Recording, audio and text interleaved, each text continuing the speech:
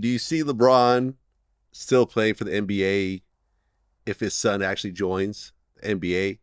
Oh, yeah. To have like a father-son NBA situation, which has never happened before. I know. I mean, not actively. Obviously, Gary Payton's kid goes to the NBA, whatever else. But Yeah. I'm saying, like, Scottie Pippen's kid.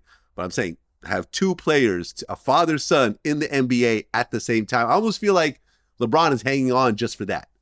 You know what? I tell you this, man. When I retired, I was 36, and I could have still kept playing.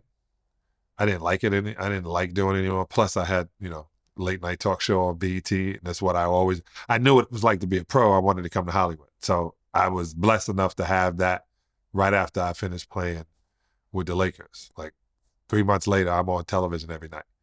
And, it's what I wanted to do. Not that I didn't want to play basketball, but I lived that dream successfully at the highest level. Now I want to do television. Now I want to act. Now I want to do movies. Now I want to produce. Now I want to go and see the world. And I was still young enough to do all that. So I would have played till I was 42 when Kareem was 42 and I was a rookie. You know what I'm saying? Or 41 and I was a rookie or something like that. Robert Parrish, if I could have played until my 40s, I would have played until my 40s. Well, I just interviewed Rashard Mendenhall. Oh. Who left the NFL at 26. And he kind of explained how 26 is past your prime in football. Yeah. Especially for certain positions. Not so much a quarterback, but, in his position and so forth. What really made you say, okay, at 26, I am walking away from a sport that still wants me? Mm-hmm. So you got to think about it. Even with my mom going into football, she had always said that football's just a tool or a vehicle. It's not the end all be all. I have a purpose in this life under God. It's what that's more important than just what I do professionally than football. So going into the sport in the game, I've kind of always had this idea that whenever the cloud spoke to me, whenever it felt like it was time to walk away, when it was time to go, then I wouldn't, then I would acknowledge that. So I've always kind of felt like when it was time to walk away, I would. And also thinking about professionally, like if the Arizona Cardinals didn't say, oh, we undoubtedly want you back and we want you to keep leading this team. If they don't say that, then what happens? I go back to free agency again and going to another team. Now I'm with the Tennessee Titans. I'm wearing a weird number, like 37. And at that point, they start to devalue you as a running back anyway. I feel like back in the day, like in the Emmitt Smith era, like Jerome Bettis, like when you have those running back one guys, you're given a chance and a space to mature as a running back, where in their years 7, 8, 9, they may not have been the same as year 3 and 4, but they still carried weight. They still evolved their play. They still were those guys that led their team and commanded their team. So I feel like back in the day, you were given a chance to mature as a running back. Now it's like you want somebody younger. You want somebody, quicker, faster, right away.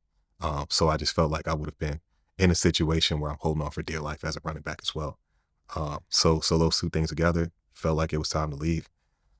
I don't know what it's going to be for me, but I'm pretty sure I'll be devalued anyway. It was just time.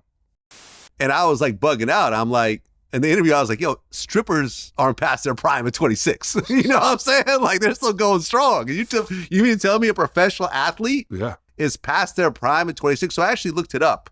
The average age in the NBA, you know what it is? Right now, 22 years old. 26. 26. Right now. Oh, I thought all the young guys brought it down. Can you imagine this, though? The average amount of years you play in the NBA is 3.5. Yeah. Well, 26 means that half the people are older, half the people are younger. Yeah. So depending, if younger players are coming in, that number is going to keep going down and down and so forth. Yes, you have the LeBrons in the world, but very few and far between. They don't like it's not good for the league to have old players and still hanging around. It takes away from the advertisement. Really? Away. Yeah. Oh. You're trying to sell Ja Morant sneakers. You're not trying to sell bronze, Yeah. And, to the point where